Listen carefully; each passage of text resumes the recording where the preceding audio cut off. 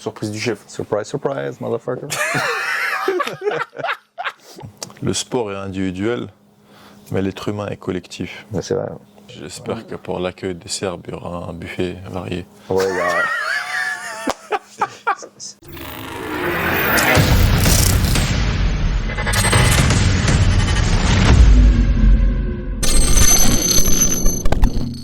Bienvenue à tous pour l'heure de la side numéro 4 les gars, en compagnie toujours d'Ahmed et Emeric. Bon, j'étais pas là le podcast précédent, mais je reviens. Et on va parler de différents sujets aujourd'hui, notamment le retour d'Emeric suite au East versus West. On va parler également un peu du FIBO, on en a parlé un peu pendant le vlog avec Hack. On va parler également des championnats d'Europe qui vont arriver incessamment sous peu, de l'actualité concernant le street curl, le bras de fer sportif aussi de manière générale, les nouveaux t-shirts de l'équipe de France. Et puis je pense que ça fera un podcast. Ça sera pas mal, ouais, effectivement. On va faire un beau tour d'horizon. Hein. Absolument. Tout à fait. Donc déjà, premier sujet et pas des moindres, qui est quand même la victoire d'Emeric au East versus West. Je pense que vous l'avez vu passer, ça a buzzé quand même, un petit peu. Hein. Ceux qui l'ont pas vu, ce serait étonnant quand même. Ouais, peut-être des Canadiens qui ont refusé de visionner la vidéo. Voilà, tu vois. On a spoilé, ils ont dit putain 3-0, je disais, on va pas regarder ça quoi. On va pas regarder un Français nous botter le cul quoi. Mais, c'est clair. Mais bon, du coup, ça avait un peu chauffé. Alors pendant le combat, on va d'abord parler un peu plus de la conférence de presse parce qu'on sentait que Matt Mask il était un peu chaud. Et... On connaît, hein, Matin, on connaît. Hein. Ouais. What the fuck. Voilà. What the fuck, ouais, ça a chauffé. Je pense que ça a bien plu à tout le monde quoi. La réponse quoi était dans le timing quoi.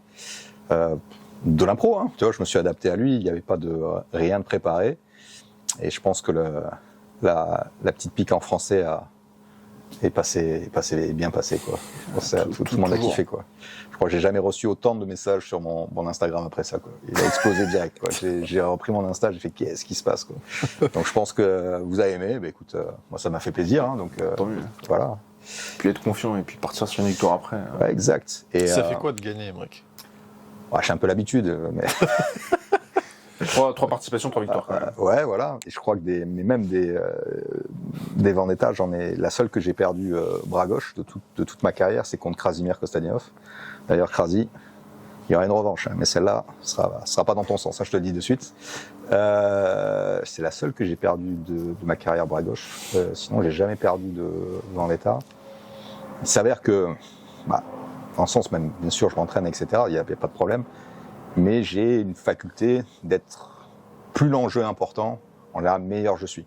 C'est-à-dire j'arrive à me transcender à chaque fois sur les événements et quitte des fois même à me surprendre, tu vois, être vraiment plus fort que ce que je pense. C'est lié, je pense mentalement, j'arrive à me mettre comme il faut et plus il y a d'enjeux, meilleur je suis. Tu me diras, c'est caractéristique des champions, mais j'essaye en tout cas. Pour l'instant, j'ai jamais raté de rendez-vous comme ça. On va toucher du bois, là, je sais pas s'il y en a du bois. C'est un osier peut-être. Derrière, il y a du beau bois, avec une belle barre d'ailleurs.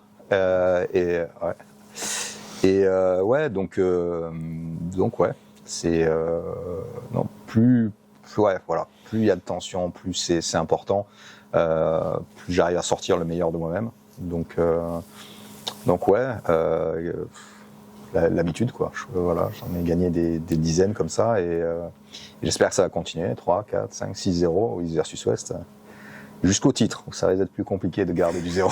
Parce que Muratov est quand même sur une autre planète, mais il y aura peut-être 4-0, mais pour lui. C'est possible. Ça part plus comme ça quoi. Si on est plus c'est quoi réaliste. les adversaires que t'aimerais affronter? Les adversaires, là typiquement c'est le deuxième, c'est Yevgeny Pronik. J'ai demandé à l'affronter. Donc à Robert Baxter et Dexter qui sont maintenant les managers du East versus West. Sur le papier ils m'ont dit ok, hein, pour eux ça a du sens. Ils voulaient même me faire affronter Muratov, donc je leur ai dit on se calme. Voilà. Attendez un peu. Attendez.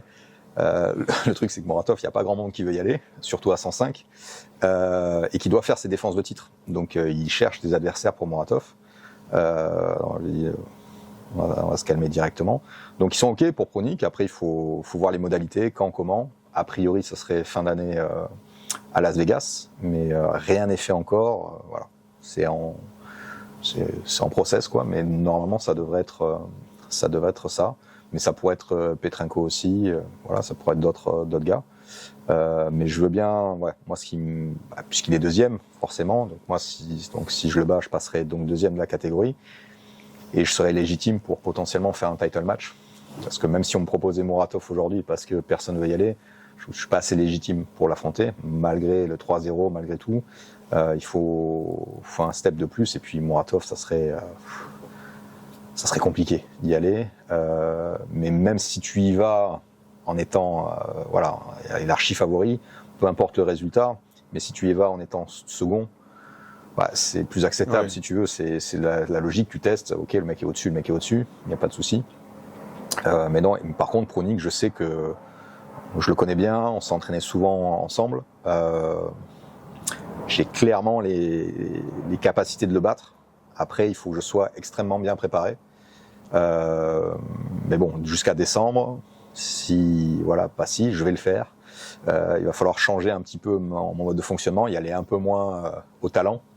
Et si j'y vais un peu moins au talent et que je me concentre puisque je connais exactement comment il joue et je sais exactement là où je dois travailler pour matcher avec lui.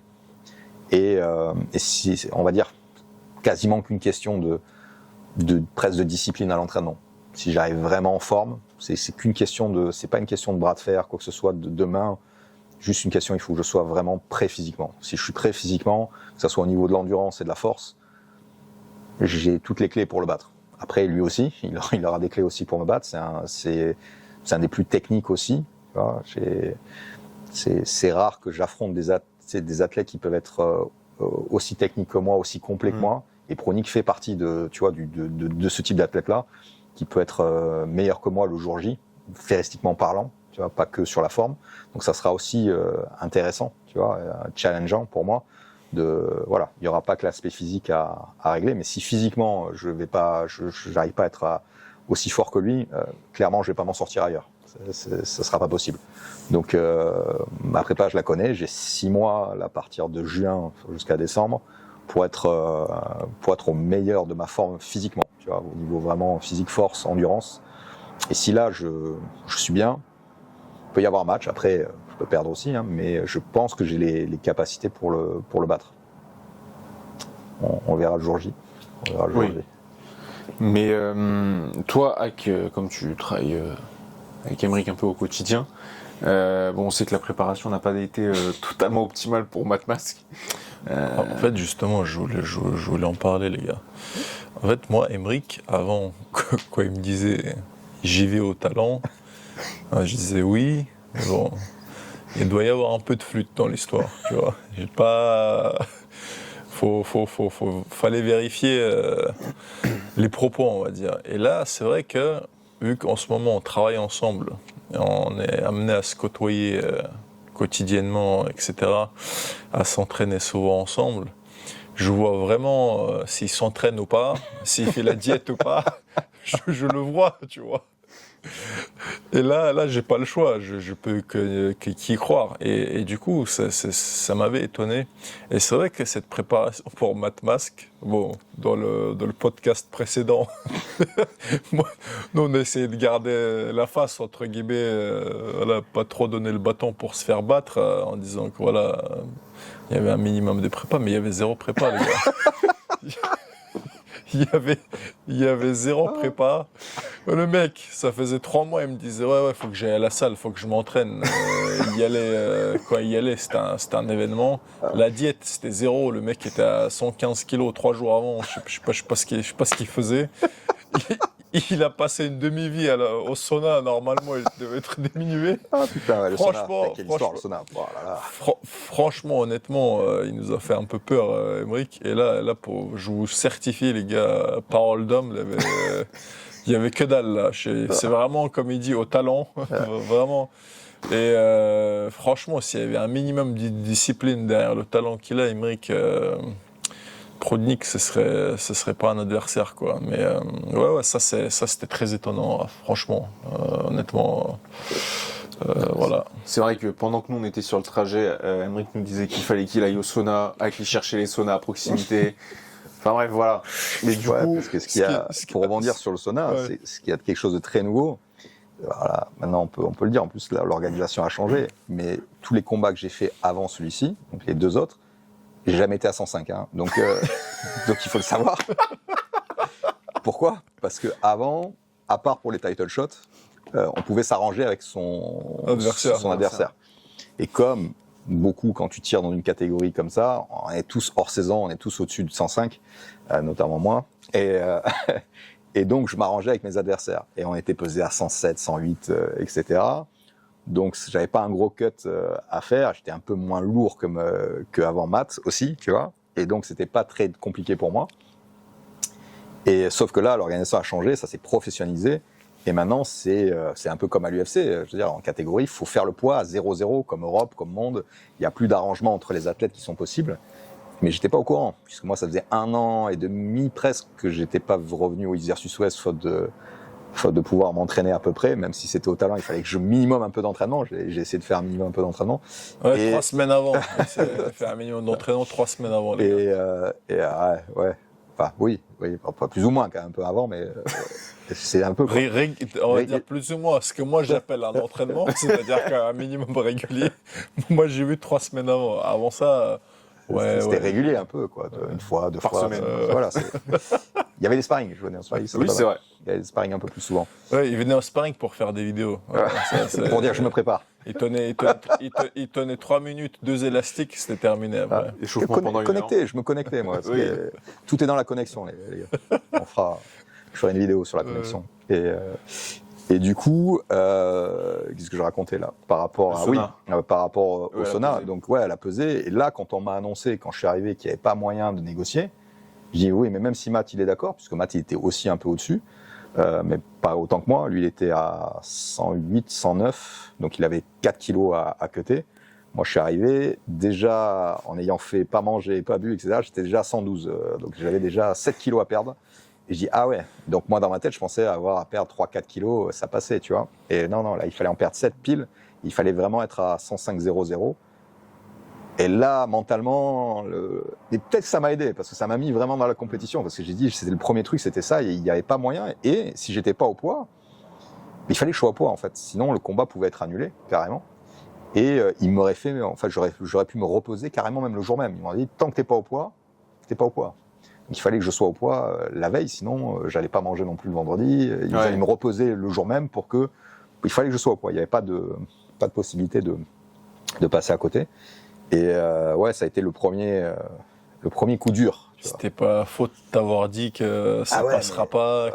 Si tu me l'avais dit. Hein. Moi, j'ai dit, mais non, je te l'ai dit plusieurs fois. T'inquiète pas, on va s'arranger. Oui, toi, t'étais encore au talent. Optimiste au talent. Ouais, mais ça a changé. D'ailleurs, peut-être tant mieux. Mais d'ailleurs, j'ai fait la réflexion à vos organisateurs. J'ai dit, pour tous les athlètes qui ça fait un moment, qui étaient sous l'ancienne orga, il faut les prévenir avant. Parce que là, je l'ai pas du tout prévenu et ça a été dur. Hein. Les 3 derniers kilos, j'avais envoyé des messages, j'étais au bout de ma vie, quoi. Donc, mais finalement, j'y suis arrivé. Et après, vous avez vu les résultats. Et je l'ai su à la conférence de presse, parce qu'en plus, l'histoire est marrante. Conférence de presse, je sors du sauna, en fait. Hein. Je suis juste pesé. Alors, vous n'avez pas vu la vidéo de la pesée. Pourquoi ? Parce que les pesées officielles, je pouvais pas. Moi, j'étais au sauna à ce moment-là. Donc, je me suis pesé après avec donc Robert Baxter, Babayeva, etc., qui ont vérifié mon poids. Mais donc, du coup, il n'y a pas pu avoir de vidéo, puisque c'était juste avant qu'on prenne le bus pour aller au FIBO à la conférence de presse. Donc sur le chemin, j'avais pas prévu de recharge, d'électrolytes, rien du tout. J'étais parti à sec parce que je pensais pas faire un cutting comme ça. Et donc là, je leur envoie un message à Raph, je dis sur le chemin, il faut me trouver ça. Ils ont été royal. Je suis arrivé à la conférence de presse desséché, j'étais pas bien. Boum, ils m'ont ravitaillé, ça m'a fait du bien. Puis j'étais assez alerte pour s'aider déjà Mad Mask à la conférence de presse. Et c'est grâce à eux, hein, parce que sinon j'étais au bout de ma vie. Et pendant le face-à-face, je vous l'ai dit, hein, malgré qu'il, tu vois, il me serre pas la main, etc. Quand je suis descendu, j'ai vu dans ses yeux, j'étais déjà super confiant, la confiance était remontée. Et je dis, il est mort. C'est marrant. Comment sur les face-à-face, quand tu regardes ton adversaire, tu peux savoir, c'est difficile à décrire comme sensation. Je sais pas, tu sais que t'as l'ascendant, tu sais que t'es là. Ouais. C'est pour ça qu'on dit que les yeux ne trahissent pas, tu vois. Et j'ai senti de la peur chez Matt. Il avait l'air beaucoup plus confiant, hein, il trash talk, etc. Ouais. Mais j'ai senti que, ouais. Je pense qu'il se réfugie aussi dedans pour justement. Ouais, j'ai senti voilà. C'est le chien qui aboie le plus qui mord le moins. Et puis moi, je me sentais bien, parce qu'après, tu peux avoir lui aussi qui se sent bien et lui qui te met la pression. Moi, j'étais vraiment, vraiment bien à ce moment-là. Alors, je sais pas si c'était l'euphorie du sauna et de reprendre du sucre et de l'eau, je sais pas qui m'a fait. Je pense que ça doit bien aider quand même. Et ouais, ça a été. C'est une première victoire de réussir le sauna, du coup, il y a une euphorie derrière. Mais ça m'a mis dedans, parce que mentalement, tu travailles, quoi. Quand tu as très peu de temps et perdre autant, en peu de temps, ça t'oblige mentalement à te mettre dedans, quoi. Donc, ouais. Et par rapport à tes adversaires précédents, donc Roby Topier et Jonathan Breda, comment tu l'as trouvé, Matt Mask, par rapport à eux deux? Pour moi, le plus dur, ça a été Jonathan Breda, de loin. Que ça soit même en force, tu vois, pur. Breda était vraiment très préparé, vraiment très fort. Breda, c'est un vrai gaucher. Donc, je suis pas un gaucher, hein.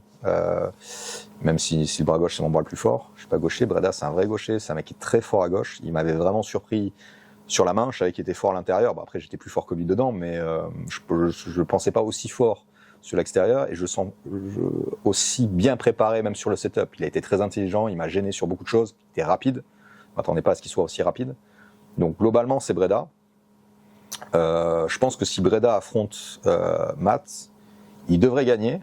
Après, ça va dépendre, parce que Matt, même si ça a paru facile, ce qui ça a été en fait en réalité, mais c'est parce que j'étais très bon sur le setup. Et j'avais bien analysé Matt, je sais bien jouer, je l'ai eu aussi au métier, je l'ai eu sur plein de choses, je lui fais faire des doubles fautes. Une fois qu'on le coupe de ses axes, il a pas entre guillemets, il a pas les watts derrière, donc c'est assez facile. Alors que Breda, même quand je l'ai coupé de ses axes, on voit que le mec il a les watts derrière. Ouais. C'est compliqué d'aller au pad avec lui, le mec est vraiment fort. Par contre, peut-être que Matt, si Breda fait des erreurs, surtout au milieu, quand Matt engage, tu sens quand même sur le levier, la main, il est là, tu vois, il est vraiment fort, il est très grand, il a des grandes mains, il peut gêner. Faiblesse en pronation basse, c'est ça que tu t'es empouffré dedans. C'est ça. Et aussi, je l'ai pas trouvé bien, il m'a un peu emmerdé au setup, et après il l'a dit, tu vois, la réflexion de Matt qui était assez intéressante, quand on a discuté après le combat, il m'a pas dit que j'étais extrêmement fort, même si c'est le cas, mais surtout il m'a dit que j'étais malin. Tu vois, qu'il avait eu du mal sur le setup à se placer, ce qui est le cas, qui est un compliment aussi. Ça veut dire que sur le métier, sur vraiment la technicité du sport, j'étais là, et il n'a pas réussi à trouver les solutions pour lui engager son jeu. Et donc ça a paru assez facile, parce qu'une fois que tu le setup, Breda, tu sens qu'il y a beaucoup plus de watts derrière les bras, mais peut-être, tu vois, le style, si Breda, je pense, s'obstine, tu vois, à garder le haut, peut-être qu'il va être gêné par Matt. Et est-ce que Breda a la même capacité que moi à rentrer des mecs forts à l'extérieur, tu vois, c'est-à-dire cette versatilité? Peut-être qu'il l'a pas, et peut-être qu'il pourrait être gêné, perdre, même s'il peut tenir le combat, il perd le poignet, c'est plus le même combat derrière, quand tu perds le poignet, différent. À voir, je sais pas s'ils sont affrontés, je crois pas qu'ils se soient déjà affrontés, mais globalement, en puissance, c'est Breda, et de toute manière, c'est celui qui m'a donné le plus de mal, clairement, quoi. Mais Breda, du coup, en perdant, là, il devient quoi? Il est out du... Non, c'est juste que là, j'ai pas l'impression, je pense qu'il a pris un petit break derrière. Je pense que ça lui a pas fait du bien, la défaite, clairement. Surtout première participation. Ouais, en fait, je pense qu'il s'était, pour l'avoir vu après, je sais pas tout dire de ce que j'ai fait avec lui. C'est un très très bon gars, Breda. Ça l'a marqué. Je pense qu'il s'était tellement préparé. Je pense qu'il a fait la meilleure prépa de sa vie. Il me l'a dit. Tu vois, il était jamais venu aussi fort que ça. On l'a vu, ça a été dur. Pour moi, je le pensais pas aussi fort, aussi préparé. Et c'est un gars qui, comme tout compétiteur, tu vois, pour lui, j'étais une étape. Il fallait qu'il me valide pour aller chercher le haut niveau. Oui, je veux dire le top de la catégorie, tu vois, le top de la catégorie. Et je pense que le fait qu'il échoue, tu vois, alors qu'il a fait la meilleure prépa de sa vie, aux États-Unis en plus, tu vois, devant son public, il y avait sa famille, etc. Ça lui a mis un coup au moral, je pense. Ouais, il s'est dit, il n'est pas prêt, il doit. Il s'est dit peut-être que il peut pas aller chercher les tout meilleurs. Je crois pas d'ailleurs. Moi, je lui ai dit. J'ai dit, écoute, il te manque rien. T'es là, quoi, tu vois. J'ai dit, des mecs qui me prennent le poignet comme ça, il y en a pas. C'est rare, tu vois, dans ma catégorie de poids. Quelqu'un me mette en difficulté comme ça. Mais bon, je sens que ça l'avait marqué. Et depuis, je l'ai pas vu reconcourir du tout, même aux États-Unis, parce que je le suis un peu. J'ai pas vu. Donc, est-ce qu'il fait un break? Est-ce qu'il a perdu un peu la motivation? Je sais pas. Mais voilà.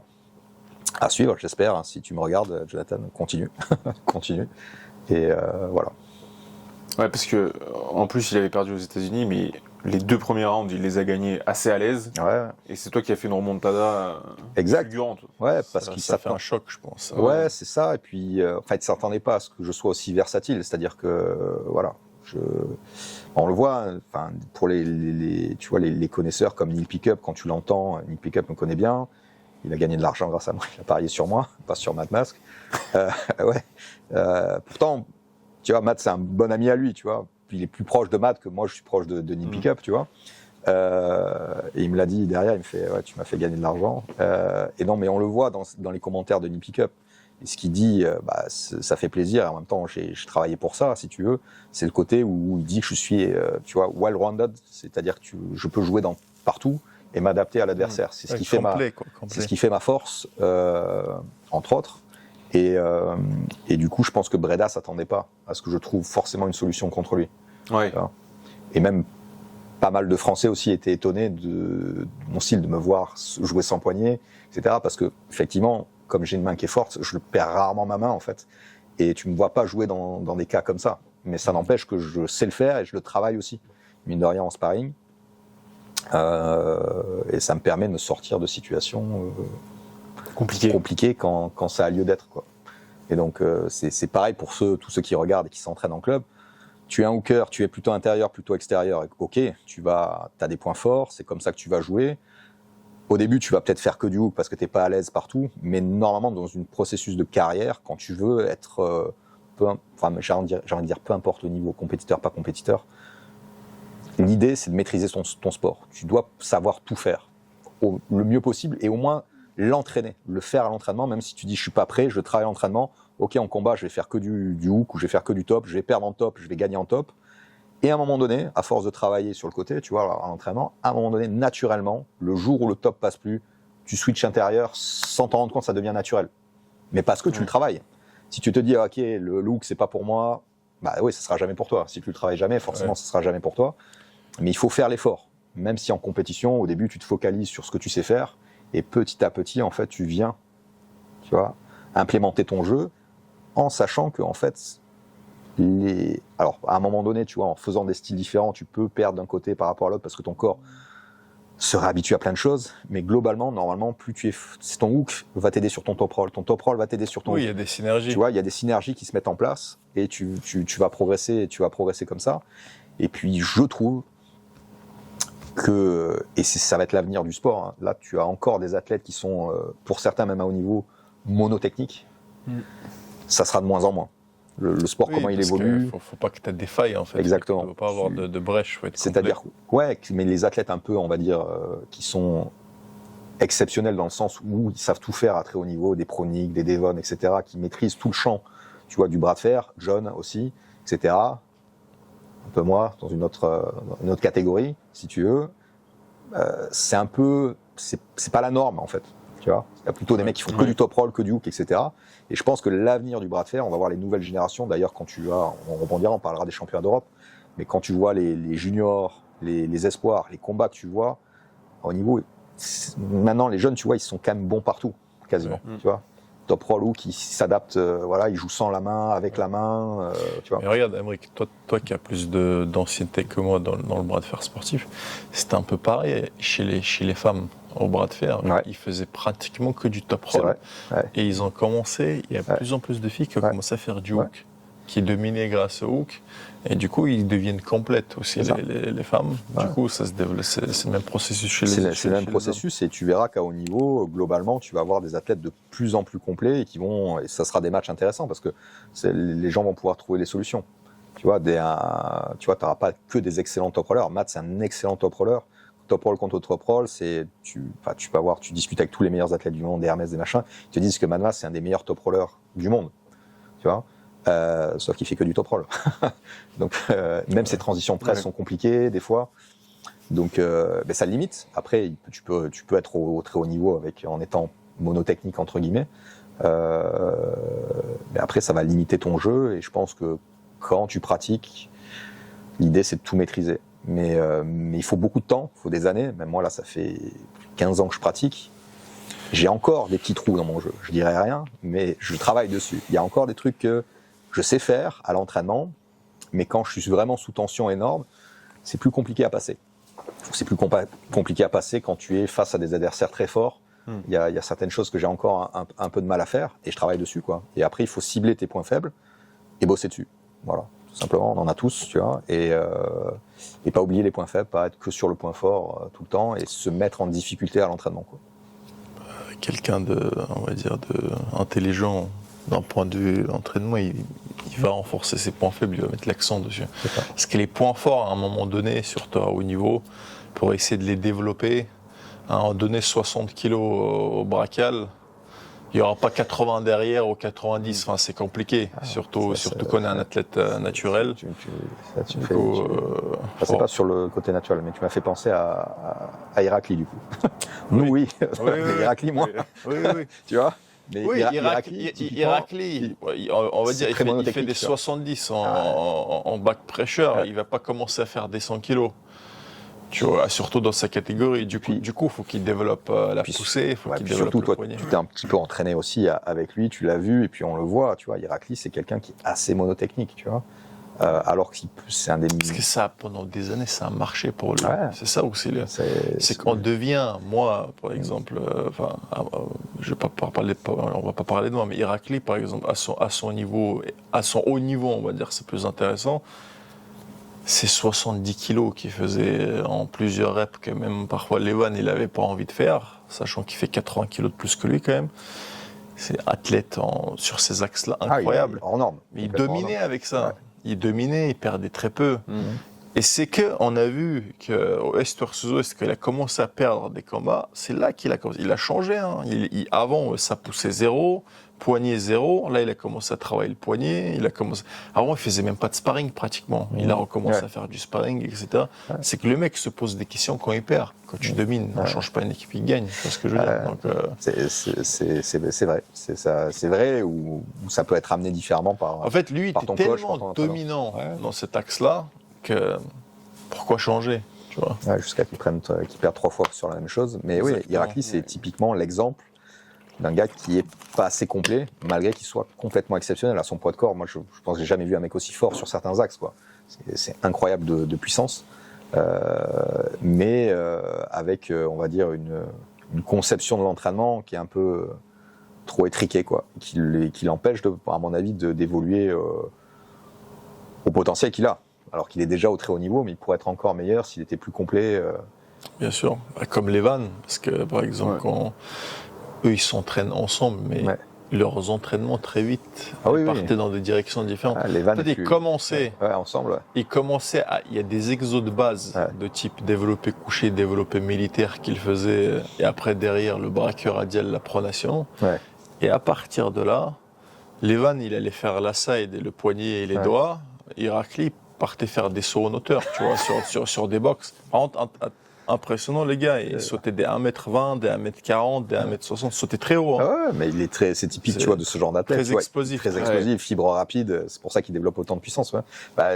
Tu vois, Levan, pour revenir sur Levan, et on voit avec Héraclite, malgré que ce soit, si tu as un monstre de puissance, Levan, ce qui le caractérise, en plus, le mec est incroyable physiquement, mais il est aussi très intelligent, que ce soit dans la vie ou dans comment il s'entraîne. Et ce qui le rend vraiment exceptionnel. Tu vois. C'est-à-dire d'être un poids lourd. Et souvent, chez les lourds, juste avec la puissance, ça passe. Levan, tu vois, il vient chercher les points faibles là où il est pas bon, et il va les travailler. Tu vois. Mais tu vois, pour souligner, lui, en Géorgie, il avait du mal à gagner le championnat géorgien parce qu'il y avait Kukunia. Kukunia qui est très complet. Exact, et Kukunia n'arrêtait pas de le battre. Et en perdant plein de fois contre Kukunia, ça l'a obligé à être versatile aussi. Tu comprends ? Et du coup, même Krasimir, à l'époque, il arrivait à le battre, etc. En fait, c'est en perdant qu'il est devenu complet aussi, Levan. Il ne faut pas non plus jeter la pierre. Héraclite, on parlait de talent tout à l'heure, c'est un pur talent de puissance dans ces axes-là. Les mecs, ils dominaient tellement, il ne s'est pas posé les questions. Tu vois, c'est très très rare les profils comme ça. Ouais, il dominait tellement. Après, il a quand même eu des défaites, mais tu sens que là, il commence à se poser des questions juste maintenant. Pourtant, il en a perdu. Parce qu'il n'arrêtait pas de progresser dans ses actions. Ouais, mais il avait la mauvaise réponse. Je perds, c'est parce que je curle le marteau pas assez, tu vois. Alors que c'est déjà le meilleur du monde là-dessus. Ah non, pas assez, on va faire plus. Alors c'est pas pour ça que tu perds, tu vois. Mais une fois, il m'avait choqué. Il avait fait comme ça en calant le coude. 70 kilos. Il avait fait 8 ou 10 reps. C'est n'importe quoi. Et il avait dit à Levan, tu sais, il se taquine entre eux. Levan a fait, Levan, vas-y. Levan a fait. Même pour moi, c'est lourd, tu vois. Pas pourquoi faire surtout, peut-être, je vais pas les faire, tu vois. Je vais en faire 2-3, je vais être fatigué. Arrête, lâche-moi avec ça, tu vois. Non, moi, j'ai jamais vu un mec de ce poids-là à 95, un truc. Parce que même quand il tire à 105, il est rarement à 105, il est à 100, 102. Tu vois, il est plus facilement à 95 qu'à 105. Et le mec soulève des trucs, tu te dis, qu'est-ce que c'est, tu vois, sur certains axes, c'est incroyable. Tu me donnes son brachial, attention. Pronique, c'est fini. Pas... Au talent, j'y vais même pas, je m'entraîne pas. Là, c'est Muratov direct. Voilà, c'est envoie-moi Muratov de suite, quoi. Ouais. Parce que là, ouais. Les gars, le bras de fer, c'est comme dans les jeux vidéo. Il y a des synergies. Voilà, vous avez un raise fort, vous avez une poussée forte, vous avez une flexion forte, vous avez des doigts, un containment fort, vous avez un braqueur radial fort. Le tout, quand tout est, on va dire, au top niveau, la synergie, elle est incroyable. Si vous avez juste un braqueur radial qui est, on va dire, de niveau élitiste, mais que vous avez une poussée de niveau régional, c'est compliqué, les gars. Et puis après, les connexions, le timing, savoir se placer, analyser l'adversaire. Il y a encore autre chose après derrière. Ça aussi, c'est des synergies qui se rajoutent en fait. C'est ça, exactement. Parce que si tu gagnes 3 secondes sur le gars, tu gagnes, on va dire, 3 cm sur le tirage. Il est déjà 3 cm chez toi avant que l'autre se réveille. C'est déjà au final, c'est des kilos en plus. C'est ça. Après, il y a d'intensité. Ça, il y a le pur, tu vois, l'entraînement pur, la force, comment tu connectes sur la table, les axes. Après, il y a comment tu gères le stress sur une compétition, comment tu gères l'adversité et comment après tu vas ajouter, tu vois, de l'adaptation à la personne que tu as en face, le métier, tu vois, avec les arbitres aussi. Je prends un exemple, tu vois, du combat. Pour ceux qui l'ont vu, à un moment donné, vous avez pu remarquer, je dis à chaque fois qu'il pousse, il n'a jamais poussé de tout le combat, d'accord, sur le setup. Pourtant, je le dis, j'insiste dessus, les arbitres l'embêtent là-dessus, lui, ça l'énerve parce qu'il dit je ne pousse pas. Mais pourquoi je fais ça ? Déjà parce que je rentre un peu dans sa tête, déjà, premièrement, il se concentre sur autre chose. Moi, quand je dis ça, je le dis automatiquement, en fait. Moi, je suis sur autre chose. Ça me permet d'être sûr qu'il pousse pas, déjà. Ça me permet de plus facilement, quand moi je vais aller au strap, quand tu as, on va rentrer un peu technique, on va faire une analyse rapide de combat, sur juste cet élément-là, il y en a d'autres, tu vois, dans le truc. C'est-à-dire que quand toi, tu vas aller au strap face à un adversaire qui top roll, s'il a tendance à pousser fort, tu sais, quand il tire, tu vas plus difficilement pouvoir enlever ta main. Donc déjà, tu rentres dans sa tête pour qu'il évite là-dessus. Toi, ça te facilite le back pressure pour pouvoir sortir. Déjà, il y a ça. Ça, c'est un premier élément qui est important. Lui, il entend des choses. Donc, tu vois, lui, il est déconcentré là-dessus. Et moi, je suis déjà aller sur le strap, tu vois. Et les arbitres font attention aussi à ça. Il faut attention au centre, il faut attention à autre chose. Ce qui me permet aussi, moi, d'aller jouer sur d'autres axes. Tu vois. Et ça, c'est juste du métier un petit peu. Et tu vois que ça l'agace en plus, Matt. Et moi, ça me permet plus facilement d'aller au strap et de faire mon rise, de faire mon tirage plus facilement. Ouais. Et voilà, ça, c'est un élément parmi d'autres. Et donc, tu joues avec l'arbitrage, tu joues avec ton adversaire. Et c'est du pur métier, quoi, en fait, on va dire. Oui. Il faut prendre tout ce qui est bon à prendre sur un combat comme ça. C'est ce que fait Devon de manière excellente, tu vois. Lui, il va être même en dehors, il va parler à son corner, il va être... pendant qu'il parle le strap comme ça, il va... Exactement. Il va le replacer. Il va fatiguer la main du mec. C'est ça. Et ouais, mais ça fait partie... Il faut pas oublier, c'est un sport de combat. Et dans tout sport de combat, tout sport d'affrontement... alors, moi, j'ai toujours eu ça, parce que peut-être c'est parce que j'ai fait des sports de combat aussi, j'ai fait du rugby. Le rugby, il faut beaucoup de métiers aussi. Le rugby, c'est un sport avec du métier aussi, c'est un sport d'affrontement, mais il y a l'arbitrage, tu joues avec tout en fait. Le métier est important partout. Tu joues avec tout et tu peux d'autant plus facilement faire ça que tu es aussi à l'aise avec ta façon de faire, tu vois, et que tu es à l'aise aussi avec ton environnement. Donc tout ça, tu ne le subis pas. Ça te permet d'avoir, tu vois, une vision périphérique. À un moment donné, je parle aussi un peu avec le corner. J'entends Devon, je sais pas si c'est Devon ou si l'autre corner, il dit le français, ses épaules. Tu vois, et moi je me tourne, je fais non, mais c'est normal parce que j'ai les épaules larges, tu vois. Ça a l'air de rien, mais c'est-à-dire que j'arrive à être autour. Moi, je vous entends, même si je réagis pas tout le temps. J'entends tout ce qui se dit. T'as pas cet effet tunnel où t'es complètement perdu dans ce que tu fais, t'es stressé. Tu prends tout ce que t'as à apprendre, les éléments, et t'es à l'aise dedans. Et tu peux la faculté à te recentrer quand il faut se recentrer. Ouais, ça c'est du métier, c'est une grande force. Hein, ça. Parce que l'effet tunnel, c'est compliqué. Hein. Ouais. Où t'arrives, t'es là, t'es en stress et tu oublies tout ce que tu sais en fait, tout ce que tu sais faire quoi. Et ça vient 15 ans. Et surtout en plus quand t'es dans une salle où il y avait énormément de monde. Ouais, c'était incroyable. Tu vois l'entrée de Matt Mask, où il y a tout le monde qui est en folie et tout, et tu sais que les gens, la majorité du public est pour Matt Mask. Il a un peu, le Matt Mask, il a un peu trop fait le mec. Oui. En se disant, le français, je vais le tuer, il était confiant, bon, il s'est fait sécher. Ça l'a un peu calmé, il est parti boire un peu.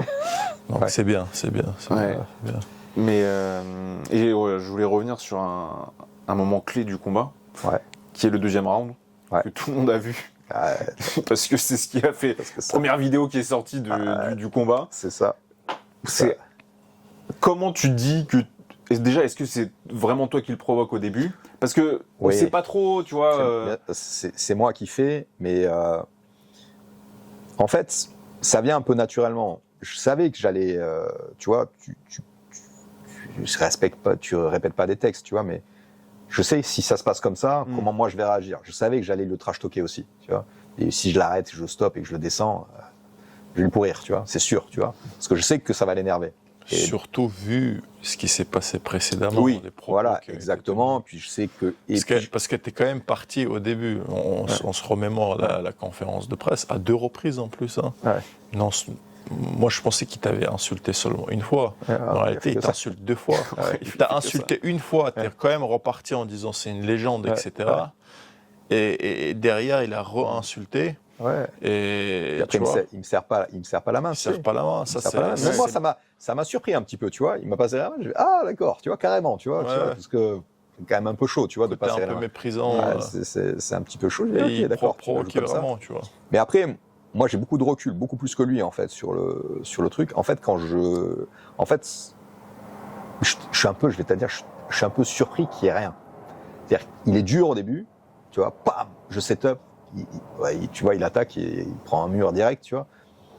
Tellement facile, tu vois, à l'intérieur pour moi. Je rentre et en fait, je tape, je fais, oh, il y a quoi, tu vois. Il y a rien, là, tu vois. En fait, moi, c'est ma sensation. Je dis, mais en fait, il y a rien, tu vois. Je suis trop fort, quoi. Et en fait, c'est quand je le tape, en revenant, forcément, enfin, je tape pas, je lui mets une tape, quoi, tu vois. Tu vois. Et là, du coup, ça l'énerve, tu vois. Et il me tire un petit peu le bras à ce moment-là. Donc, moi, je lui retire un peu le bras. Et puis après, on parle là, directement. Je le fais aussi parce que je sais que c'est un bon client. Je le ferai pas à tout le monde, tu vois. Je sais que c'est lui. Tu vas pas faire un même type, tu vois, Pronik ou Muratov, mais en fait, Dadikian, parce que là c'est la guerre, tu vois. Mais ça part en lutte olympique immédiatement. Pas sûr judo, c'est pas sûr que je gagne vu les anneaux olympiques qu'il a sur l'épaule, tu vois. Mais en fait, voilà, tu t'adaptes à l'adversaire, tu vois. Faut pas, Émeric, moi je pense que on sous-estime beaucoup le côté subconscient et le côté. Je vais pas faire le psychologue là, mais il y a de la tension. Il y a du manque de respect. Je comprends qu'on est en 2026, Occident, ça insulte les mères gratuitement, ça fait rien. Moi, ça me choque, mais c'est pas grave. Il n'y a pas de souci, les gars. On a vu pire que ça. Mais dans ton subconscient d'homme, c'est un manque de respect. Et lui, il sait qu'il t'a manqué de respect. Et derrière, toi, tu l'as manqué en plus de respect. T'inquiète pas, il a très bien compris ce que tu lui as dit. Et du coup, en fait, même si dans ton conscient, toi, tu essaies de rester pro, Tu dis, je suis pas non plus, on n'est pas dans la rue, voilà, il y a la ligue, il y a la conférence, ça fait partie du game, trash talk, machin. Juste pour finir.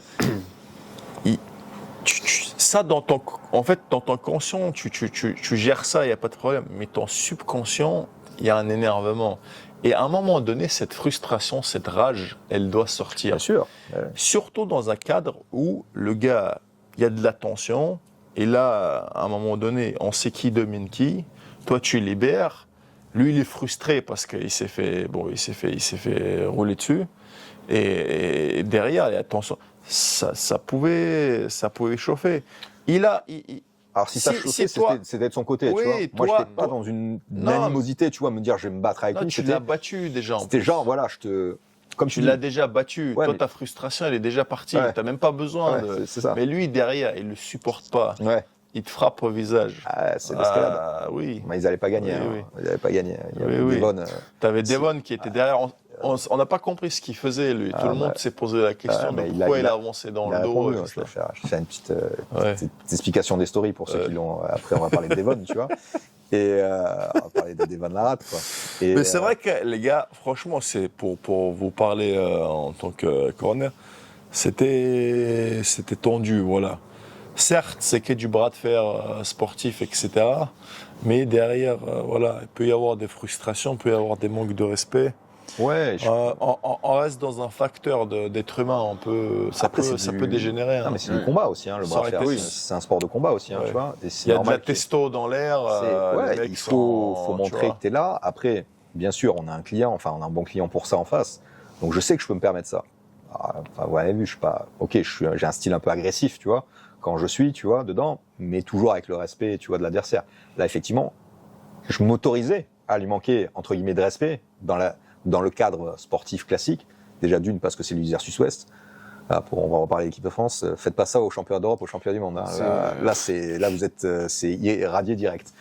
Il y a un autre cadre. Déjà, le Isère Sud-Ouest, tu sais que tu peux te permettre du show, parce que les organisateurs veulent ça, le public veut ça, tu sais que tu as une latitude là-dessus. Mais là, j'étais à la limite, même pour le Isère Sud-Ouest, j'étais à la limite. D'ailleurs, les arbitres sont venus nous le dire. Voilà, on se calme. Un avertissement, il faut pas recommencer. C'est à la limite de ce qu'on peut proposer en restant dans le cadre sportif, parce que moi, j'aime bien, je suis quand même président, j'ai une association, on essaie de faire des trucs bien, quoi, on essaie de montrer l'exemple. Mais dans ce cadre-là, ça rentre dans le cadre. On est encore dans, voilà. Et bien sûr, on est monté au maximum de ce qu'on pouvait en restant dans le cadre sportif. Après, le cadre des conventions de Genève. Voilà, et de Rungis. Et pour ceux qui ont la ref. Et du coup, si tu veux, voilà, ça restait dans le sport, quoi. Ouais, parce que même s'il y a de la tension, heureusement que c'est pas allé plus loin, parce que ça serait entaché tout le truc, ce serait dommage. Ce serait vraiment dommage d'aller plus loin. Alors ça aurait fait peut-être plus de buzz, mais voilà, ça serait du mauvais buzz pour le coup. Et puis après, c'est totalement resté sur la table. Après, on est resté courtois avec Matt. Avant, c'était un peu courtois. Juste avant la conférence de presse, c'était cool. Après, il a switché, il s'est mis dans son personnage. Ok, moi aussi, tu switches, tu commences à monter en pression. Et comme tu dis, là, tu libères tout l'inconscient qui est. Après, j'ai essayé de te chauffer aussi. Je t'ai bien rappelé que énerve-toi, il a insulté ta mère. Les gars, j'ai tout fait pour que le mec se chauffe un peu, quoi. S'énerve un peu. Voilà. Mais là, il fait le philosophe comme ça, calme. Je calmais, je maîtrisais. Mais on reste des hommes, les gars. Ouais. Après, j'étais énervé, mais tu vois que moi, je suis redescendu très vite l'altercation là. Je savais que je l'avais marqué. Tu vois, dans son jeu, je voulais le marquer sur son terrain. Ouais. Tu vois, plus dur que lui tu vois, entre les combats, tu vois, vraiment, tu vois, être sur son intensité, voire plus, c'est ce que j'ai fait. Ouais. Et là, ça l'a surpris. Ouais. Et sur les images, tu vois que Devon essaie de le faire redescendre, et tu vois dans ses yeux qu'il est parti, tu vois. C'est allé beaucoup plus haut que ce qu'il pensait. Ouais. Et moi, tu vois, je suis dedans. Je suis déjà redescendu, je suis déjà sur le... C'est beaucoup plus facile de redescendre aussi quand tu le fumes 3-0, le mec. Oui, mais là, c'était à 2-0, tu vas dire. Mais là, je savais que j'avais l'avantage et j'étais déjà dans le troisième round, alors que lui, il était encore sur ce qui venait de se passer, quoi, tu vois. Et je l'ai vu après sur le dernier round, il était déstabilisé, tu vois. Et voilà, j'ai même déstabilisé les arbitres parce que le placement d'épaule... Troisième round, regardez bien. Troisième round, même moi je suis choqué qu'il m'ait laissé partir comme ça. Mais bon, ça fait partie du game, en fait. Hein. Tu prends tout ce que tu as à prendre. Même moi, j'étais choqué. J'ai dit, putain, elle est bien placée, mon épaule. Et j'avais pas besoin de faire grand-chose. J'ai juste fait ça. Hein, tu vois, l'épaule, il n'y avait pas besoin de la bouger. Hein. Mais bon, voilà. Même si c'est des arbitres qui sont très compétents, en plus, hein, c'est 2 très bons arbitres. Ça reste des êtres humains. Ça reste des êtres humains. Tu joues sur le truc. Et peut-être même eux ont été marqués, si tu veux, par ce qui se passait aussi, tu vois. Ouais. Oui. Il était, voilà. Et tu prends ce qu'il y a à prendre. S'il me laisse un peu avancer l'épaule, bon, pourquoi pas. Hein. Tant mieux pour toi. Hein. Par contre, ce qu'il faut très important, c'est qu'il ne faut pas forcément le faire à l'entraînement. Il faut savoir optimiser, mais il faut savoir aussi savoir jouer extrêmement bien quand c'est extrêmement propre.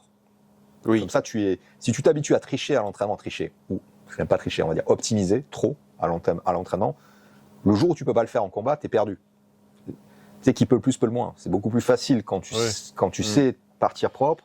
C'est toi qui vas aussi pouvoir imposer. Si le mec en face a trop l'habitude de trop optimiser, le jour où il optimise pas, il est perdu et il perd ses moyens. Ouais. Toi, si tu peux pas optimiser, c'est pas grave, c'est dans ton jeu. Si tu es après le métier, je peux gagner, je gagne. Ouais. Voilà, ok. Donc ça, c'est aussi quand vous voyez certains pros, il faut pas copier tout le temps, tu vois. Ils s'entraînent pas comme ça. Exactement. En fait, au moment où vous vous entraînez, vous devez être tellement irréprochable, limite le poignet. Vous voyez votre poignet avant le départ, vous le placez. Même pas neutre, vous le placez carrément, par exemple, de manière limite un petit peu désavantage, s'entraîner en disant qu'il y a un arbitre qui peut te placer en désavantage. Le jour où vous allez être habitué à combattre comme ça, vous allez arriver à une compétition, mais vous allez dire merci à l'arbitre. Vous m'avez bien il va placer de manière, on va dire, dans les règles de l'art fair play, mais tu vas le sentir comme s'il t'a avantagé, en fait, tu vois. Il y a ça, et puis tu vas aussi savoir, quand tu es pas idéalement mis au setup, connecter quand même, quoi qu'il arrive. Tu vois, bien sûr. Parce qu'il y en a, le problème, c'est que c'est pas optimisé, c'est pas comme ils veulent. Le jour de la compétition, ils sont perdus, ils n'arrivent pas à connecter, ils savent plus jouer. Ce qui peut se passer, sans qu'il y ait de mauvais placement de l'arbitre, à un moment donné, quand tu vas avoir sur des mecs très forts, très bons sur le setup, qui te gênent, il y a un compromis à avoir. Tu pourras pas être bien placé, c'est pas possible. Tu pourras jamais être vraiment optimisé. Tu vas devoir lâcher des choses. Forcément, l'arbitre va devoir faire des compromis parce que c'est pas possible de placer autrement. L'autre, il va te gêner. Et il faut que tu saches gérer ces situations-là. Si à l'entraînement, tu l'as jamais fait, que tu as toujours tout optimisé, dès qu'on te dit hop, là, tu peux pas vraiment rentrer, tu es obligé de rentrer à plat. Tu fais comment? Et il y en a qui sont souvent perdus là-dessus. Moi, je sais très bien tout faire. Là, je m'adapte en fonction. Il y a pas de souci. S'il faut jouer nickel, on joue nickel. Hein. Si je peux optimiser, j'optimise. Et là, sur le dernier round, regardez, j'ai bien optimisé. Hein. J'ai bien optimisé. Et qu'est-ce qui s'est passé du coup avec Devon? Ah ouais, avec Devon. Donc on le voit, qui arrive. Moi, je le vois pas sur le coup. Oui. Donc on le voit à l'image. Effectivement, il arrive derrière. Tu vois, il arrive près. Et j'ai le sentiment au départ, qui sera confirmé après, et avait le même sentiment que moi, il vient pas pour séparer. Tu vois que le gars de la sécurité vient pour séparer, ça se voit. Tu vois que Devon, il vient sur moi. Il vient pas au milieu, tu vois. Il voit qu'il y a quelque chose. Il a un air un peu, en fait, on n'a pas 100% de la vérité. Il y a toujours, on va dire, le facteur doute, mais il y a une impression, il a un air un peu menaçante. Ouais. On dirait, il est comme ça, il réfléchit. Ouais. Mais il va le confirmer, en fait. C'est pas qu'une impression, c'est l'impression qu'on avait. Ouais, exactement. Et après, il fait une espèce de live où il répond à plein de questions, et forcément, on lui pose la question sur ce combat-là. Et il répond à cette question-là, clairement, et d'où la réflexion. En fait, il dit clairement qu'il voulait venir pour lutter avec moi, pour m'amener au sol. Hein. Il le dit littéralement, hein, d'accord. Il n'y a pas de sujet à interprétation. Et en fait, il se dit non. Pourquoi? Parce qu'il pense au combat qu'il a après. Donc du coup, si jamais ça se passe mal, il peut avoir des blessures, des égratignures. Il le dit d'ailleurs, tu vois. Et on va pas faire, voilà. Et, honnêtement, il n'y a pas lieu, puisqu'on se bat pas avec Matt, on met de la tension.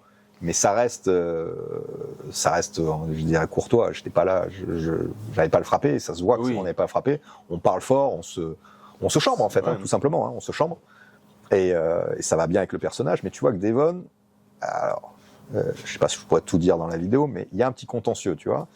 Et donc du coup, tu vois qu'il a envie d'y aller. Bon, cela ne nous regarde pas. Et donc je lui réponds. Pour ceux qui ont vu les stories. Je lui réponds en story, j'ai dit Devon, si tu veux combattre, il n'y a pas de problème, on fait, puisqu'il a fait un peu de grappling aussi, moi beaucoup plus que lui, quoi. Donc c'est pour ça que je pense qu'il n'a pas accepté. J'ai eu un vrai niveau, contrairement à lui, et j'ai eu la chance de m'entraîner avec les meilleurs athlètes français dans cette discipline-là. Et j'ai dit, bah, écoute, Devon, si tu veux lutter, il n'y a pas de problème, faisons-le, tu vois. Et j'ai fait quelques stories en le chambrant un petit peu. Il n'a pas répondu. Donc voilà. Et pour ceux qui pensent que Devon me bat en lutte en grappling, jamais de la vie. En bras de fer, c'est différent, mais là, 130 kilos ou pas 130 kilos, je le fusille, quoi. Donc voilà, il y a cette petite tension-là, mais ça vient pas de moi, hein, ça vient de lui. Hein. Donc, pas rentrer dans les détails, mais c'est plutôt de son côté qu'il y a une petite tension, et je pense qu'il y a une tension encore plus exacerbée depuis que j'ai battu Matt, quoi. Je pense que ça, il l'a pas trop apprécié. Donc peut-être qu'un jour, vous verrez un combat en grappling entre moi et Devon. Mettez des commentaires si vous voulez voir le combat. D'ailleurs, normalement, il y a un autre combat de grappling avec Devon qui doit être publié. Oui, c'est vrai. On ne sait pas sur quelle chaîne. On ne sait pas sur quelle chaîne. Mais peut-être qu'un jour. Devon, c'est un combattant. Je suis un combattant aussi. Donc on a cette mentalité-là. On a cette mentalité de compétiteur qu'il a aussi. Donc voilà, moi je suis prêt, tu vois, je suis toujours prêt à relever des défis. En fait, moi je trouve ça dommage, c'est pas bien. Oui, mais ça reste dans l'idée, mais c'est pas très bien qu'ils viennent derrière ton dos, qu'ils se posent ne serait-ce que la question. La question est déjà entre guillemets. Même toi, tu vois, même toi, Raph, etc. Il y avait mon frère. Vous n'êtes pas posé la question à un moment donné d'aller vers. Mais nous, tu vois, vers Matmas. Vers Matmas en disant ça va partir. Vous étiez là, qu'est-ce qui se passe? Ouais, ça a l'air attendu. C'est surtout, moi, j'ai pas eu l'idée d'aller derrière son dos et de lui faire une attaque en traître. Bien si sûr. Jamais. Bien sûr. Parce que lui, s'il a. La toi, tu l'as pas vu. Hein. La position. Toi, tu l'avais pas vu quand Devon il arrive derrière. Il le voit pas. La position qu'il a, c'est qu'il arrive derrière. Tu vois, et ça, c'est pas très. On va dire. Voilà, il y a pas trop de. Voilà, pas trop code d'honneur, tu vois. Moi, je suis prêt, quoi qu'il arrive. S'il y a de la compétition du combat, bras de fer ou grappling, quand il veut. Bras de fer, c'est bien, par contre, qu'il redescende à 105. En grappling, je m'en fous, mais en bras de fer, c'est bien. C'est à gauche. Oui, à gauche, oui, forcément. Forcément, parce que là, à droite, c'est ce que je fasse, mais à gauche, s'il devient 105, je me préparerai comme jamais. On va trash-talker, ça serait beau. Comme jamais, les gars, à la place de 3 semaines de préparation, il va faire 2 mois. Attention. Je vais faire 2 mois et demi. 2 mois et demi pour moi. 2 mois et demi. Attention. Je vais le presser, quoi. Comme Camille, quoi. Et voilà, quoi. Donc ouais, c'était l'histoire avec Devon, mais bon, ça va, ça reste. Il y a de la tension maintenant, un petit peu, mais de mon côté, en tout cas, ça reste dans le cadre de la compétition sportive, quoi. C'est pas voilà. Et des conventions de Genève. Absolument. Et on a bien parlé du East versus West, du cycle. Hein. On va faire un petit retour sur le FIBO, même si on en avait déjà. C'était pas un drone canadien là, qui vient de récupérer des informations pour savoir comment battre les Français. Du coup, petit retour par rapport au FIBO. Bon, comme je disais, on l'a déjà expliqué dans le vlog que Hack a publié, mais nous on était là du coup. Donc très bon vlog. Hein. Voilà, ce sera en bas, dans le lien cliquable. Cliquez, quoi. Exactement, c'est la vidéo précédente à ce podcast. Allez voir, les gars. Du coup, t'allais dire un truc ? Oui, c'est un peu les coulisses, les insides qu'on a fait au FIBO et du Est versus Ouest, comment Aymeric s'est chauffé, les extraits du combat. Des belles musiques, voilà. Ouais, vous voyez que si tu vois, c'est bien que tu montres que, voilà, je l'avais mis aussi en story, c'est un sport individuel, mais tu as une équipe autour qui est hyper importante, tu vois, pour les conseils, pour le support, tu vois, mental. Il faut du mental, il faut que tu sois prêt mentalement, tu vois, le jour J. Tu as besoin d'être, tu vois, cadré, et ça m'a beaucoup aidé, hein. Que ça soit même pendant, tu vois, même si tu sais faire les choses, même si tu as besoin d'entendre, tu vois, des conseils, tu as besoin d'être dirigé, tu as besoin de savoir que tu as du monde autour, tu vois, que tu peux compter, c'est hyper important et c'est bien qu'on le voit dans les coulisses, quoi. J'aime bien faire des espèces de adages, citations. Le sport est individuel, mais l'être humain est collectif. Mais c'est vrai. Tu le dis dans le vlog, non ? Je le dis, ouais. Je le dis d'une autre manière, mais c'est vrai. Voilà, les gars, ne pas oublier. Tout à fait. Donc, Aller voir le vlog en fait, Ouais. tout simplement, pour tous les coulisses. Et pour faire un rapide débrief du FIBO où on est allé pour vendre des bars, des t-shirts et représenter Armes Légendes. Et moi j'ai arbitré aussi la compétition, mais A qui était principalement sur le stand. Le FIBO, ça reste quand même le plus gros salon de d'Europe, fitness d'Europe. et je pense un du monde. Il faudrait vérifier, mais je pense. En fait, ils ont des FIBO Dubaï et tout. Donc, mais je pense que le FIBO en Allemagne, il est quand même vraiment ouais, énorme. il est balèze. Oui, c'est le centre un peu d'Europe. Ouais, il était balèze. C'est Cologne, c'est vraiment impressionnant. C'est-à-dire, tu veux faire tous les stands et les visiter, mais t'as besoin de 3 jours en fait, hein, vraiment. Mais moi, je me suis, j'ai jamais vu des bouchons humains, moi. Ah oui, là, j'ai découvert. C'est-à-dire que je suis là, toute la journée, le stand, on a bossé, etc. Je suis allé chercher un café. Le café, bon, je l'ai jamais trouvé, les gars. Mais c'est surtout, j'arrivais pas à avancer. C'est que très vite, ça te fatigue, en fait. Tu vois. Nous, quand on est arrivé, tu vois, du parking, quand on s'est garé, tu vois, pour aller jusqu'à la conférence de presse avec les athlètes, en marchant, tu vois, plus le gars, j'ai mis 15 minutes, 20 minutes, tu vois. Non, mais c'est énorme.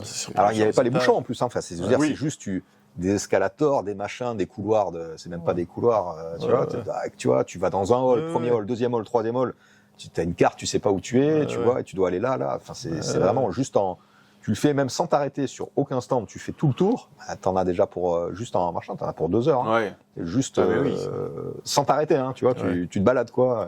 C'est ça. C'est énorme. Mais pour résumer, en gros, la situation, on est allé au FIBO, on avait un stand Armes Légendes, qu'on a tenu. Et il y avait énormément de monde qui sont venus essayer. On avait mis une plateforme officielle de curl, on avait la barre officielle Armes Légendes. Du coup, ils sont venus essayer, les gars. Bon, on va basculer là sur les championnats d'Europe. Tout à fait. Parce que sinon, c'est plus un podcast, là, ça va être un long métrage. Ouais. Donc, avec ce beau maillot d'équipe de France, tout Nouveau modèle, les gars. Merci Bastien. Merci Bastien pour le design. Pour le design, merci. Le vérin, un superbe design. Bastien Cervelli. Et merci Armes Légendes pour le sponsoring, quoi, pour les maillots. C'est pas comme si on t'a pas équipé, Émeric. Ouais, c'est vrai. Belle casquette. Ça se voit pas trop, mais. Bon, ici, tu vois. J'ai représenté. Oui, c'est vrai. C'est normal. C'est vrai. Armeslegende.fr, lien en description, les gars. Absolument. Du coup, championnat d'Europe, donc, bon, je sais pas quand est-ce que la vidéo sera publiée, mais en tout cas, au moment où on tourne la vidéo, les championnats d'Europe, c'est dans 2 jours. Donc, c'est assez proche. C'est ça. Donc, Émeric et Hack iront. Émeric en tant que représentant, président. Président, sélectionneur, voilà. Astronaute. Tout. Beaucoup de casquettes. Beaucoup de casquettes. Et Hack en tant qu'athlète. Ouais. On a une grosse délégation qui part. Une belle équipe, hein. C'est 40 athlètes, mais on est un peu 40, 41, je crois. Et 50 au total, parce qu'il y a des accompagnants, il y a le staff, etc. Donc c'est grosse délégation française. Avec un nouveau maillot et avec un nouveau logo de la Fédé aussi. Oui. Le nouveau logo. Et des chances de médaille, hein. On le sait, chez les jeunes notamment, avec en espoir Ethan Leveille, Romain Dalborgo, Enoké, Valentine, elle a des chances de médaille. Très forte, Valentine. Qui c'est qui a chez les jeunes Ibrahim aussi, qui peut faire des choses aussi. En 65, tu as Kélan aussi, qui est pas mal, qui est encore en espoir aussi, qui est très fort, qui avait fait 6 ou 7 une fois, donc j'espère qu'il va s'approcher des podiums. Donc, il y a du monde qui peut... Chez les espoirs, tu as du monde, hein, qui peut faire des choses. Isaac aussi, en junior, qui est toujours junior, et Isaac est impressionnant. Et je pense qu'en 75, il peut faire des choses en junior. Donc là, les plus grosses chances de médaille, c'est les jeunes, et tant mieux, puisque c'est la nouvelle génération qui arrive. On a une nouvelle génération incroyable. Enfin, voilà, les championnats de France sont super bien passés. Il y a eu des combats incroyables. Mais moi, pour avoir vu évoluer le sport, puisque je suis derrière depuis un moment et je fais évoluer, ce qui m'a vraiment le plus agréablement surpris, la qualité de l'arbitrage, ce que tu as fait au niveau des formations, la qualité, le setup, le nombre de personnes. On n'a jamais eu autant de personnes dans un championnat de France. Tout ça, ça a été incroyable. Le niveau global des combats, que ce soit dans toutes les catégories, c'était vraiment incroyable. Le nombre de femmes aussi qui participent. Mais au-delà de ça, c'est vraiment, tu vois toute une nouvelle génération, énormément de juniors, d'espoirs, qui commencent à être vraiment bons, compétitifs au niveau inter. C'est totalement nouveau, hein. En France, on n'avait pas de jeunes. On avait quelques seniors, comme moi, comme Joseph, comme d'autres qui avaient réussi à performer par le passé, à être, tu vois, performants en senior. Mais là, c'est la première fois qu'on a autant de jeunes qui sont performants en sachant que le niveau maintenant junior et espoir n'a rien à voir avec le niveau d'il y a une dizaine d'années. Le niveau est colossal chez les jeunes. Et les Français arrivent à performer. Donc c'est dire le potentiel qu'on a et ce qu'on va voir dans les prochaines années dans un championnat de France. C'est vraiment très encourageant. Et donc quand tu gères une discipline comme je fais, et t'es tourné vers la jeunesse, puisque c'est l'avenir, hein. On vieillit, enfin toi t'es jeune encore.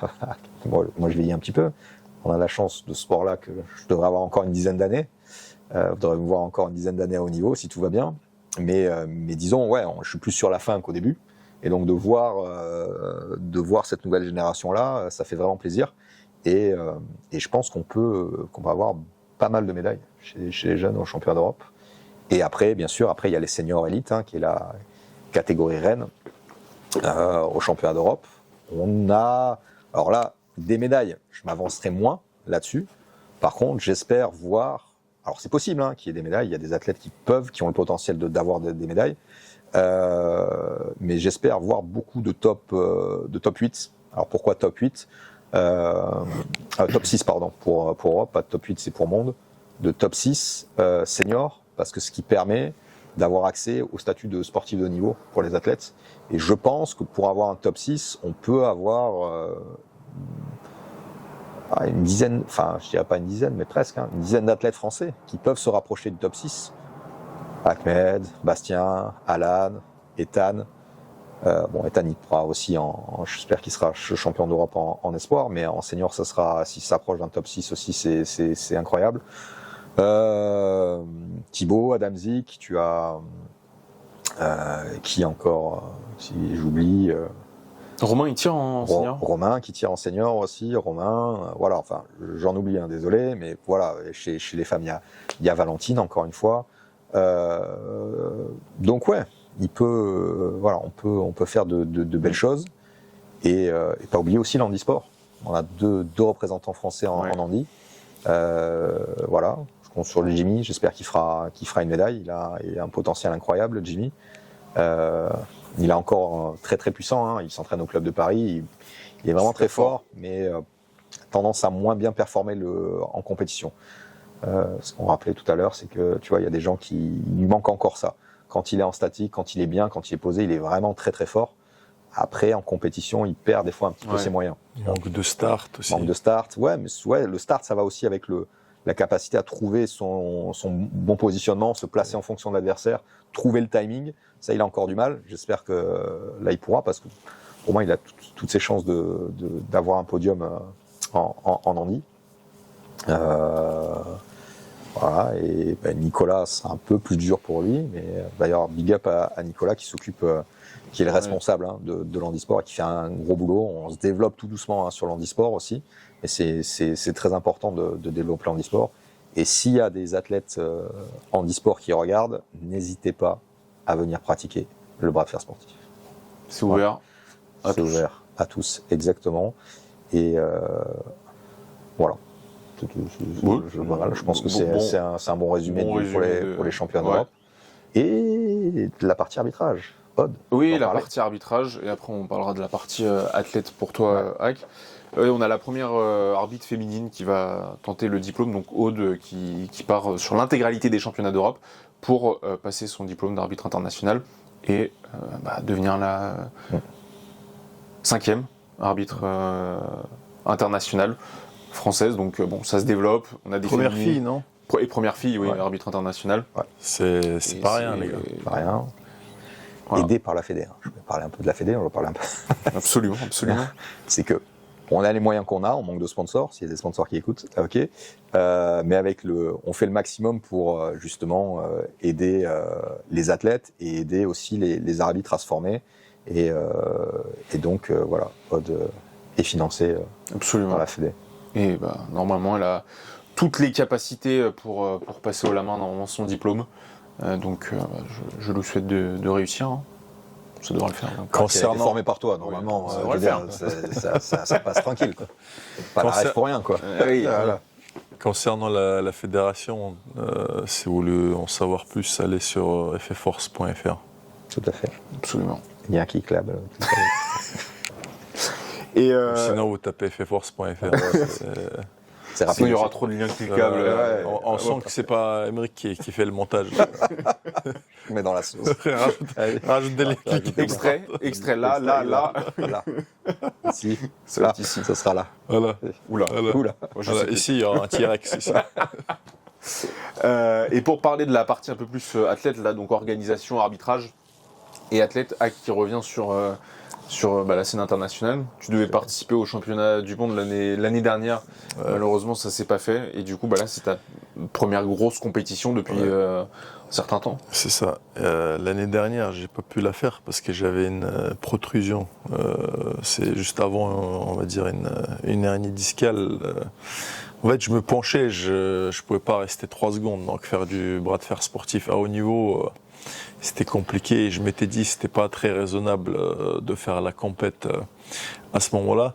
Honnêtement, je vais vous dire honnêtement, je devais pas faire cette année aussi le championnat. D'ailleurs, j'ai pas fait le championnat de France. Il y a une raison, parce que je me sentais pas, on va dire, au niveau des blessures, prêt à performer. Et je suis dans une phase maintenant où je fais plus comme avant de compétition si je me sens pas prêt, un minimum. Et du coup, j'avais pas fait les championnats de France et je devais pas faire les championnats d'Europe. Monde, je devais pas les faire parce que je voulais pas aller en Inde. Parce que pour les mondes, il y a peut-être moyen de se préparer. Mais petite parenthèse, souvent, pour Mathis et Ethan qui iront sûrement en Inde. Bonne chance. Bonne chance. Vous en aurez besoin. Voilà. Mais les championnats d'Europe, je ne devais pas les faire non plus. Mais là, pour la petite histoire, je vais devoir les faire parce que pour ma vie, on va dire, professionnelle, future, j'ai besoin des statuts de sportif de haut niveau. Ça peut m'aider. Du coup, je suis obligé de les faire. Donc, honnêtement, je suis pas dans une prépa optimale. J'ai pas mal de blessures. On va y aller, on va tenter de donner le meilleur de ce qu'on a le jour. Si tu t'entraînes avec moi maintenant, tu vas y aller au talent, ça va passer. Ouais, voilà, exactement. Peut-être je me suis trop entraîné. 3 semaines vont suffire, je sais pas. Mais du coup, on va voir, les gars. Mais voilà. On va tout donner, c'est le meilleur qui va gagner, hein, c'est tout ce qui va se passer. Au-delà de l'objectif sportif, c'est aussi l'objectif un peu de vie, justement, d'avoir...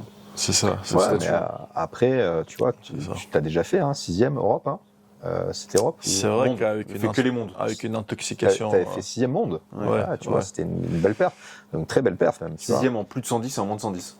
T'as fait les deux? Il a fait les deux, c'est superbe, tu vois. Et malheureusement, on n'était pas encore sport de haut niveau, reconnu sport de haut niveau par le ministère. Et là, tu aurais pu l'avoir à ce moment-là. De toute façon, il faut le faire chaque année. Oui, de toute manière, après, à part quand tu es champion du monde, tu le gardes 2 ans sans rien faire. Mais quelle générosité. Quelle générosité du ministère. Voilà. Mais sinon, c'est vrai, chaque année, c'est très dur d'avoir ce statut-là. Ça a été très dur pour nous de l'obtenir. C'est une grande victoire pour le bras de fer. Là, on en ressent un petit peu les effets, mais vous allez voir dans les années qui vont venir, ça change déjà pour le bras de fer et ça va tout changer pour le sport. C'est une grande fierté pour moi parce que j'ai vraiment travaillé là-dessus et c'était un de mes principaux objectifs quand j'ai repris la gestion du bras de fer en France et notamment c'est pour toi par exemple au niveau professionnel des études c'est quelque chose qui ouvre des portes vraiment très importantes en France et effectivement il faut faire des grosses perfs que tu as déjà faites donc j'espère que là, ça va le faire. Oui. Après, c'est comme je disais avec toi par rapport à la prépa. Quand ta prépa ne se passe pas bien, quand il y a beaucoup de... Voilà, tu as ce côté appréhension. Après, tout peut se passer, les gars. Ça dépendra de sur qui je tombe. Ça dépendra... Ça dépendra... Il y a facteur humain. Les gens qu'on affronte, ça reste des êtres humains. Tout peut arriver, ça va dépendre comment mes articulations vont se sentir le jour J, s'ils se sentent bien reposés ou pas, etc. Donc dans tous les cas, il faut donner le meilleur de vous-même, les gars. Faut y aller à fond. Faut essayer de ne pas rester bloqué, comme tu disais, Henrik, dans ce tunnel le jour J, d'avoir ce stress et de paniquer et de faire n'importe quoi. Et c'est tout. Et dans tous les cas, ça reste, entre guillemets, une expérience importante. Les compètes comme ça nous endurcit, ça nous mûrit, on gère mieux le stress par la suite. C'est l'expérience, hein. Et faut pas oublier qu'il y a le YouTube derrière, ça permet de faire du contenu. On va faire des vlogs aussi dessus. Donc il n'y a pas de problème, il n'y a que des solutions. Absolument. L'aspect sportif et puis il y a tous les à côté qui vont avec. Que Dieu nous donne la victoire. Après, voilà, on fait des causes et après c'est lui qui dispose, comme on dit. Absolument. Du coup, les championnats d'Europe, donc ça se déroulera à Budapest, en Hongrie, sur une semaine et demie. Du 8 au 20. Ouais, donc parce qu'ils ont changé l'organisation de. Ouais, maintenant les seniors c'est plus long. Les seniors c'était sur 4 jours, maintenant c'est sur 6. Parce qu'ils réduisent pour. C'était sur 2 jours avant. Et là ils ont mis sur 4. Non, enfin 4 jours. Oui, c'est 2 jours de compétition en fait. Mais tu restais 4 jours sur place. Oui, en fait. ok. Oui, ça c'est le côté organisationnel en fait. Oui, effectivement. Quand tu organises le côté athlète 2 jours, non.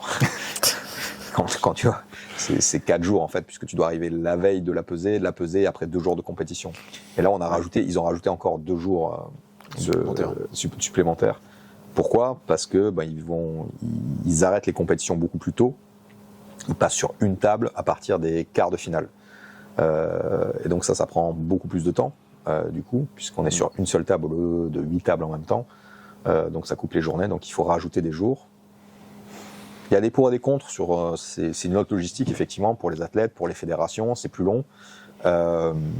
L'idée, c'est de mettre plus en valeur les combats, tu vois, et les catégories, de voir plus les athlètes et de faire des top 8 à chaque fois, et que les gens puissent mieux regarder. L'idée est bonne. Ce qui manque encore, je trouve, c'est la qualité du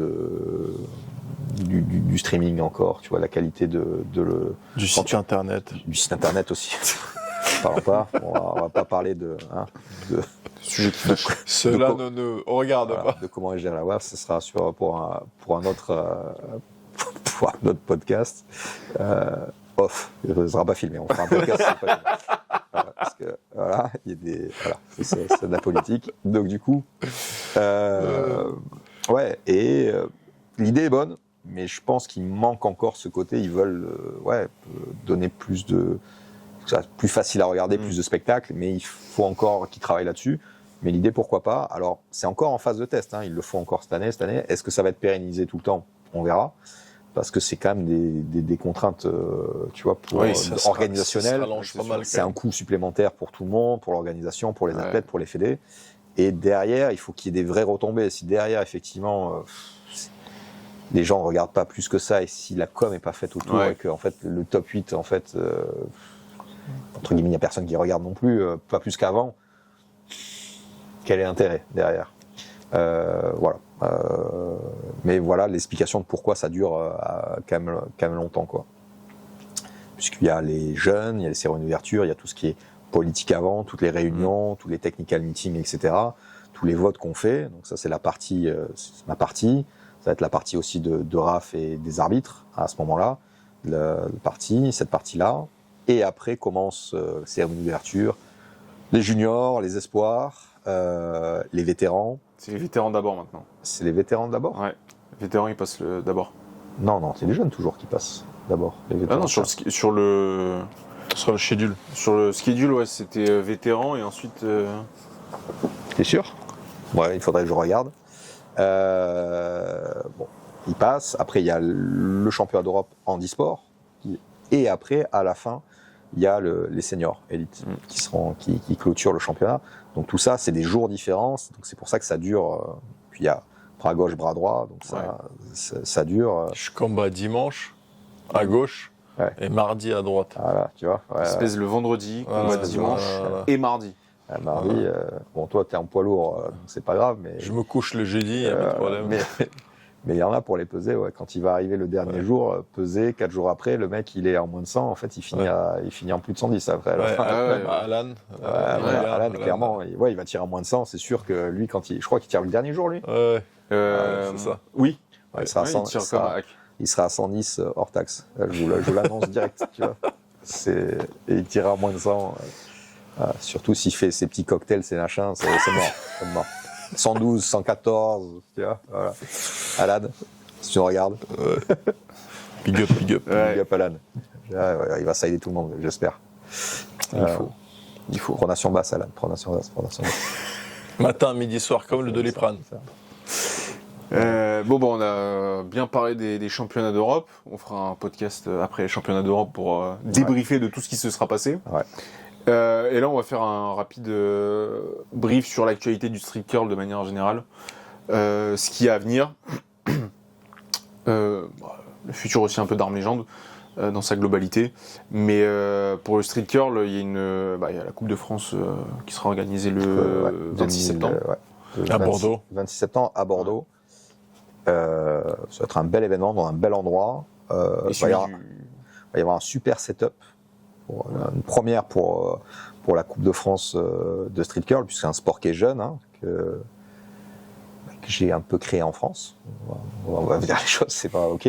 Ça existait ailleurs, mais donc c'est moi qui ai amené ce projet-là au sein de la Fédé. J'ai créé les règlements, je l'ai fait. Voilà, j'ai vraiment amené ce sport-là en France. Il se développe bien. Bon, il y a une équipe autour de moi. Je pense à aussi Hugues, Nicolas. Hugo aussi, qui participe aussi, tu vois, à la vie du street curl. Valère, depuis aussi un petit moment. Donc ça se structure. C'est jeune. Il faut savoir qu'il y a 2 ans, 3 ans, ça n'existait pas. Il n'y a jamais eu de compétition officielle de street curl en France. Et là, on a 2021. 2021. Ouais, la première compétition de street curl. C'était pas officiel. Il y avait des tests. C'était des tests. J'avais gagné une ceinture SBD quand même. D'une valeur de 250 €, les gars. Attention. Et alors, SBD, quand vous voulez, maintenant vous revenez. Et on avait une barre de 30 €. Voilà. Et du coup, ça s'est mis en place. Maintenant, ça fait on va dire 2 ans, 3 ans que ça se structure bien. Ça se développe super bien. Il y a un vrai engouement là-dessus. Ça fait plaisir. Sachant que ça fait on part de quelque chose, une page neuve, tu vois, en France, tu pars de zéro sur une discipline. Et mon idée de base pour le street curl, pourquoi j'y ai pensé, parce que je voyais ça à l'international.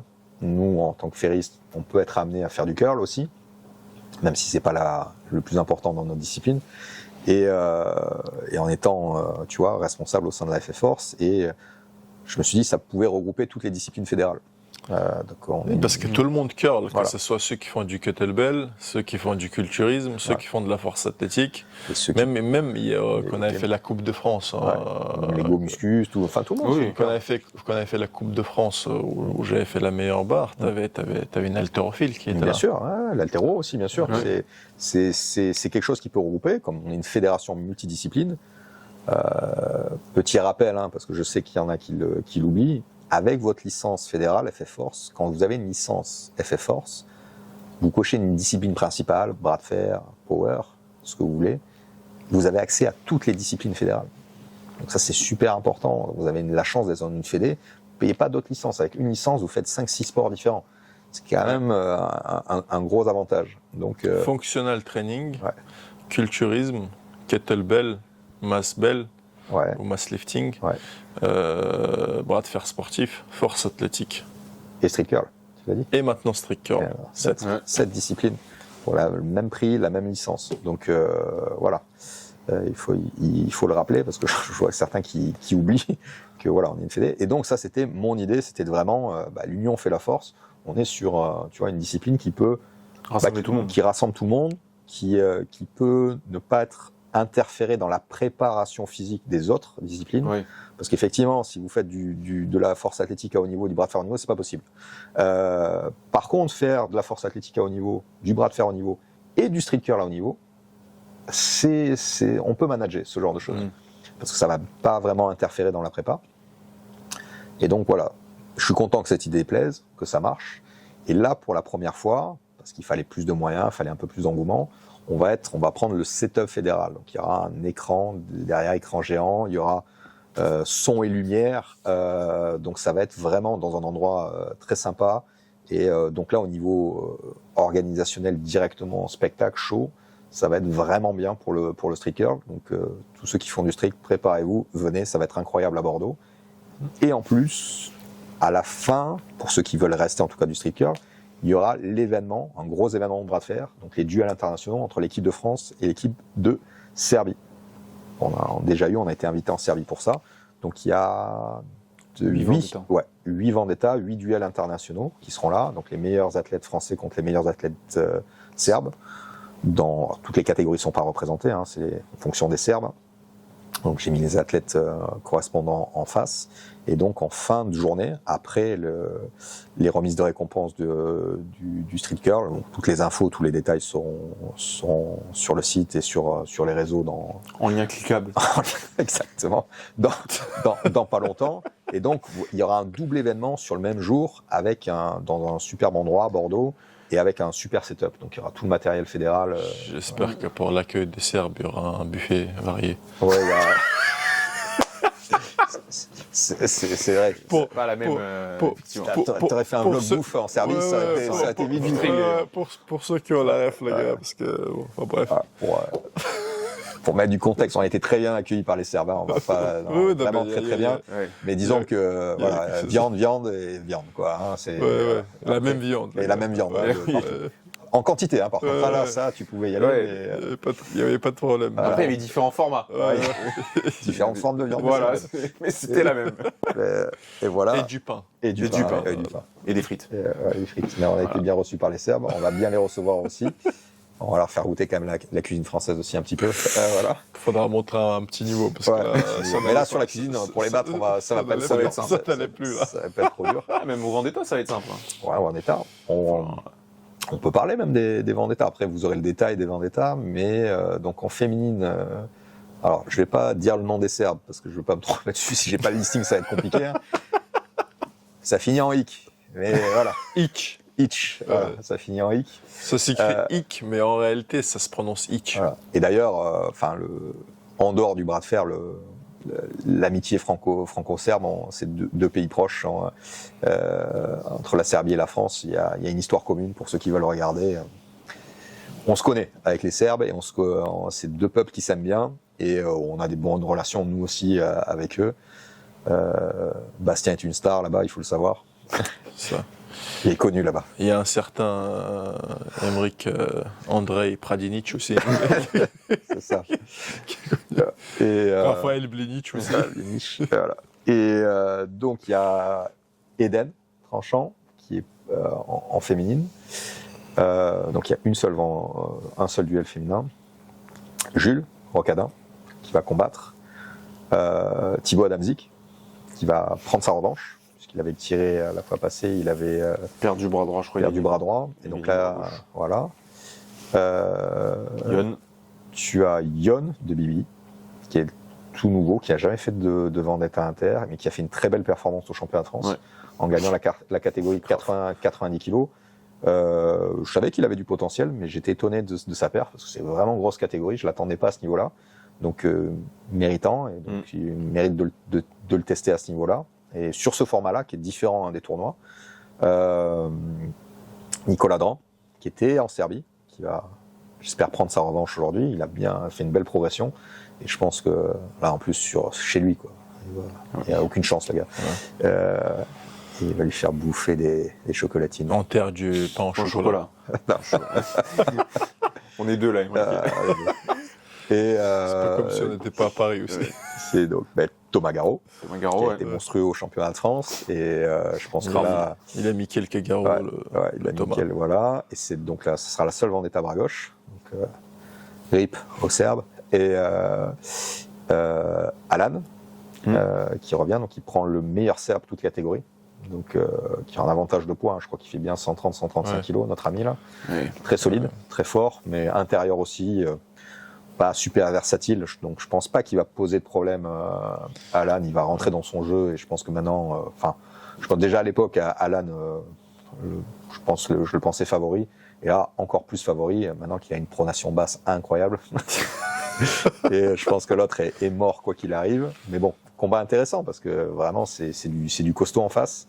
Bastien est là. Et là, vous n'êtes pas prêts. J'en dis pas trop, mais il y a un petit contentieux avec le Serbe. Et vous verrez du grand Bastien Cervelli. Si vous voulez du show, il faut venir. Cette vendetta va être incroyable. Donc vous aurez l'affiche officielle avec le nom des adversaires aussi en face. Donc voilà, on leur souhaite bonne chance et ça sera un beau spectacle. Donc venez nombreux. Il y a du street curl aussi avant. Donc même si vous pratiquez donc le bras de fer, comme je disais, vous pouvez participer à la Coupe de France de street curl. Venez nombreux parce que bon, Hack tient toujours le record de France absolute. Effectivement. Mais on est en train de se faire bouffer les records, hein, les ferristes. Donc j'aimerais bien que les mecs qui font du bras de fer maintiennent les records, que ce soit pas les forceux ou les mecs qui font qui font des sports alternatifs, nous prennent les records. Donc les gars qui pratiquent le bras de fer et qui sont solides sur les curls, venez participer au championnat de France, venez prendre les records de France. Là, je suis blessé et pas en top forme, j'ai besoin de soutien, les gars. Voilà. Venez soutenir votre frère ferriste. Laissez pas Ahmed tout seul contre tous les forceux, qu'on maintienne les records. Donc venez, vous pouvez faire d'une pierre deux coups, participer à la Coupe de France de street curl. Et un événement incroyable. Voilà. Et après, un gros événement inter. Et puis soirée derrière aussi, hein, tout au même endroit en plus. Donc il y aura une soirée sympa derrière, after pool cocktail quoi. Voilà. On aura Pas un l'occasion. chocolat volontaire. Oui, et cannelé. Cannelé, c'est sûr. Les pains au chocolat, vous n'allez pas en trouver par contre. De toute manière, on aura l'occasion de reparler plus en détail des. On va ramener de Paris. Voilà. On va ramener un gros stock, un carton. Un camion même. Il pain au chocolat. Pain au chocolat en gros. On va le poser comme ça. Bien sûr. Pour voir, il mange ou pas. Ça va servir au barbecue. Les brûler. Je suis sûr, Nicolas Dora, il va bouffer. Bien sûr. Et donc voilà, bel événement le 26.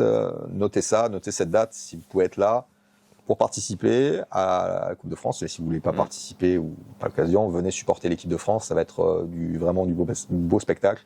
On va mettre des moyens au niveau fédéral pour faire quelque chose de vraiment qualitatif. Il y aura un live, bien entendu, aussi, hein, pour ceux qui ne pourront pas se déplacer. Mais venez. Le 26 septembre à Bordeaux. Exact. Absolument. Et de toute manière, on aura l'occasion de reparler un peu plus en détail dans un autre podcast des Vendetta, de l'événement un peu plus en détail, quand l'affiche sortira, faire un peu les pronostics classiques. Je sais pas combien de temps. Vas-y. Le temps qu'il faut. Il y aura un vlog aussi sur l'événement, les insides, les pains en chocolatine, les serbes, les viandes, les hitch. Il y aura un stand Armes Légendes. Il y aura un stand de Armes Légendes, absolument. Donc, si vous voulez des barres officielles, des t-shirts. Des t-shirts, ouais. Exactement. Voilà. Peut-être d'autres produits. Des casquettes. Sûrement. Pour ceux qui ont des problèmes capillaires. Tu aurais dû en offrir un à Matt Mask d'ailleurs. Ouais, c'est vrai que. C'est que je voulais lui offrir une tondeuse aussi à un moment. Je pense qu'on a fait le tour. Sauf si vous avez quelque chose à ajouter. Non. Je vais m'entraîner et vous allez voir une toute autre version dans 6 mois. Très bien. Bon, rendez-vous dans 6 mois. Si je commence à m'entraîner maintenant, ça va être incroyable. Je vous rappelle qu'il disait la même chose avant Mad Mask. Mais il disait la même chose il y a 6 mois, c'est vrai. Cela ne nous regarde pas. On va clôturer. Je pense qu'on peut clôturer. Les gars, ça mange pas de pain, ni de pain au chocolat. Likez, abonnez-vous, mettez des commentaires, ça vous prend 2 secondes, ça permet à la vidéo d'avancer, ça permet au bras de fer sportif d'avancer. Voilà, c'est facile, simple et efficace. N'oubliez pas que le travail et la détermination payent. Force et honneur. Mon ami, bienvenue sur la chaîne Bras de fer sportif. Es-tu abonné? N'oublie pas de liker et de commenter mes vidéos. Abonne-toi. J'hésite. Ok, ça va. Bon visionnage.